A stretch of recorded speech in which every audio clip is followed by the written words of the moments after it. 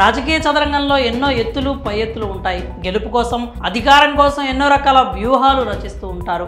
ఈ క్రమంలో కొందరు విశ్వసనీయత, విధేయతకు పెద్దపీట వేస్తూ తమ రాజకీయాన్ని కొనసాగిస్తూ ఉంటారు.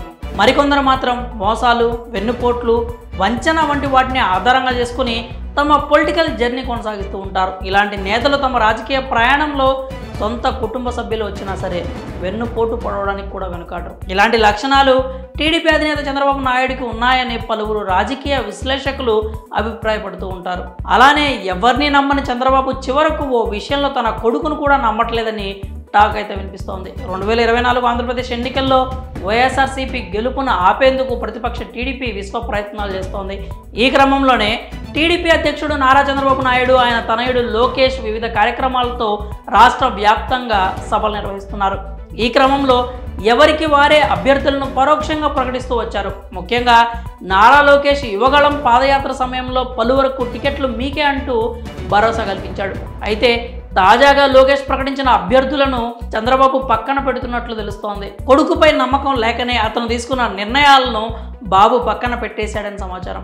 ఉదాహరణకు రాయలసీమలోనే ప్రొద్దుటూరు విషయానికి వస్తే ఇక్కడ టీడీపీ ఇన్ఛార్జ్ జీవి ప్రవీణ్ రెడ్డి అభ్యర్థిత్వంపై పరోక్షంగా లోకేష్ సంకేతాలు ఇచ్చారు. అలాగే ఒక కేసు విషయంలో జైల్లో ఉన్న ప్రవీణ్ను పరామర్శించడానికి వెళ్లిన సందర్భంగా తమ పార్టీ ప్రొద్దుటూరు అభ్యర్థి ప్రవీణ్ రెడ్డి అని లోకేష్ మీడియా సమక్షంలో ప్రకటించారు.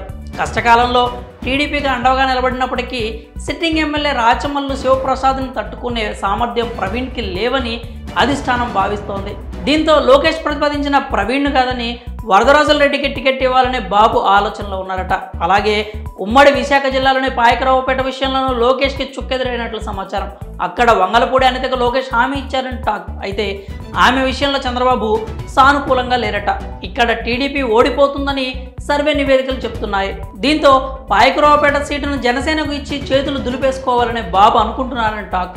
నంద్యాల జిల్లా ఆళ్లగడ్డ టికెట్ను మాజీ మంత్రి భూమా అఖిలప్రియకు ఇవ్వాలనేది లోకేష్ అభిప్రాయం. అయితే ఆమెకు టికెట్ ఇస్తే ఓడిపోతామని బాబు భావిస్తున్నారని సమాచారం. ఇలా రాష్ట్ర వ్యాప్తంగా లోకేష్ తనకు నచ్చిన వారికి టికెట్లు ఇప్పించే పరిస్థితి కనిపించడం లేదనే అభిప్రాయాలు అయితే గట్టిగానే వ్యక్తమవుతున్నాయి. లోకేష్ పై నమ్మకం లేకనే చంద్రబాబు ఇలా నిర్ణయాలు మారుస్తున్నారని రాజకీయ విశ్లేషకులు చెబుతున్నారు.